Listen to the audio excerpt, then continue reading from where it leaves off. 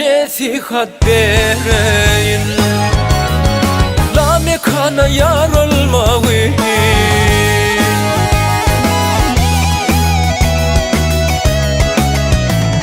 Ey her yetene yarım divey, İzunna bizar olmayın. Ey evet ergen gengi duşey duşa, ahir ölüm gelir başına. Ey bir biçare yalnız kişiyi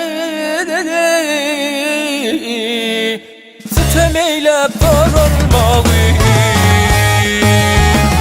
Ey daralmayın, yar olmayın.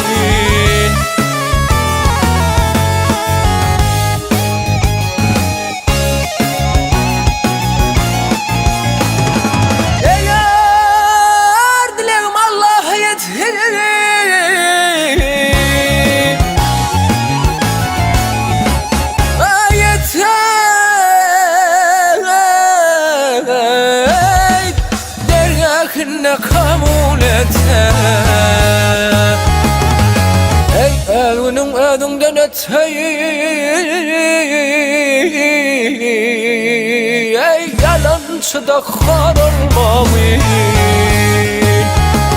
Ey altın yoktur yalan yalan, durma öter muna gelen. Bırakılsın nadan bileni, ayden duş olup da salmağın. Da salmağın, yar olmayın.